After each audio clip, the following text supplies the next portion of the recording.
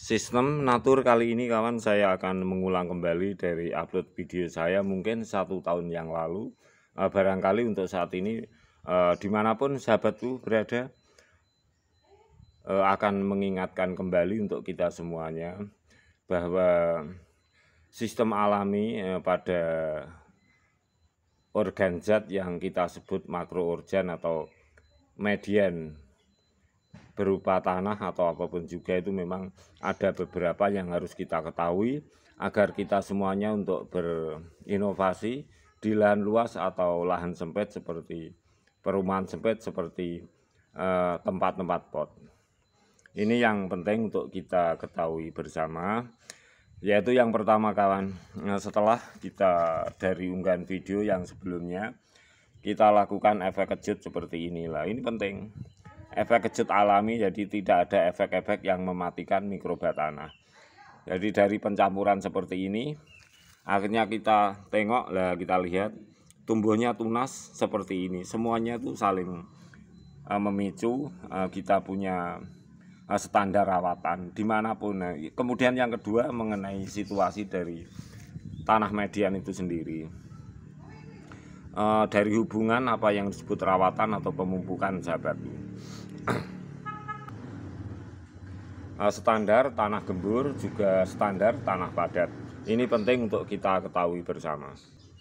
Tanah itu berkemampuan kawan, walaupun itu tanah padat atau keras, tetapi kalau berkolaborasi dengan air, ketika air meresap di tanah, walaupun tanah itu keras, berarti standar tanaman itu memang terpenuhi unsur-unsur oksigen, juga mampu menyerap hara. Itu yang pertama.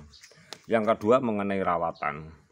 Rawatan atau yang disebut sebagai pemupukan. Pemupukan itu harus hati-hati sekali kawan untuk bertanam di lahan pot. Sebab apa? Tanah yang padat itu jangan sampai menggunakan pemupukan yang sifatnya mampu membunuh mikroba tanah. Justru tanah itu akan menjadi rusak. Ini penting. Kecuali pada tanah yang gembur. Jadi kalau tanah itu gembur di pot, kita gunakan media atau pemupukan yang bersifat pupuk itu sendiri, zat efek kejut mampu untuk mengurangi pertumbuhan mikroba tanah. Nah, itu sangat bagus ketika media tanam tanah itu gembur. Kalau padat jangan.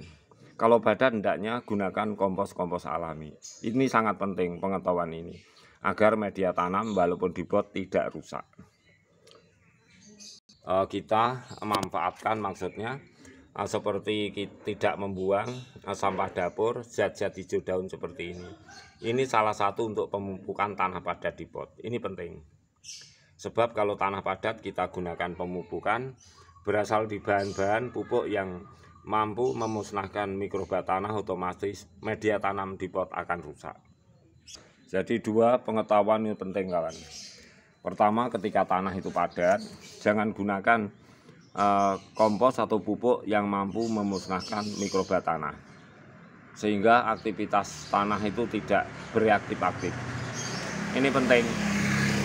Yang kedua, gunakan pemupukan walaupun mampu membunuh mikroba tanah, tetapi pada tanah yang gembur.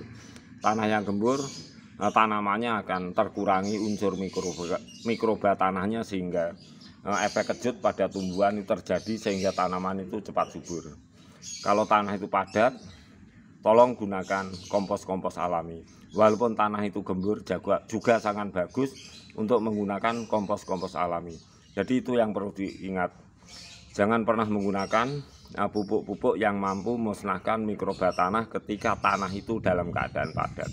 Tolong usahakan tanah itu dalam keadaan gembur, sehingga pupuk apapun mampu bereaksi aktif, sehingga mikroba tanah tetap mampu untuk menyuburkan tanaman. Jadi itu yang saya maksud dari efek kejut. Seperti tanaman ini kawan, yang telah kita bentuk vegetatif teknik, di mana fokus seperti ini, tentu efek kejut sangat diperlukan. Sebab walaupun hanya taburan di atas media tanam, di atas perakaran bagian atas juga mampu menyuburkan tanaman. Ini penting kawan. Walaupun di pot, efek kejut sangat penting untuk tumbuhan di pot. Ingat, akan tanah padat juga tanah gembur, juga cara memupuk yang benar. di mana tanah gembur perlu pemupukan pupuk yang mampu mengurangi mikroba tanah. Kalau tanah padat, jangan gunakan pemupukan yang mampu membunuh sel tanah atau mikroba tanah sebab tanah padat. Tolong gunakan pupuk-pupuk alami atau efek kejut dari tanah merah, taburan tanah putih, taburan tanah merah atau sebaliknya. Itu sangat bagus untuk efek kejut pada tanaman di pot, juga di lahan tanah luas.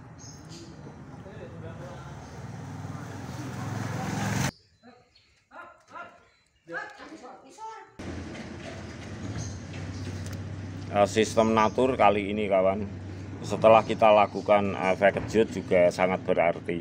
Ini penting sebab vegetatif care teknik ini kita maksudkan di pot punya keunikan keindahan tersendiri, juga memudahkan rawatan-rawatan.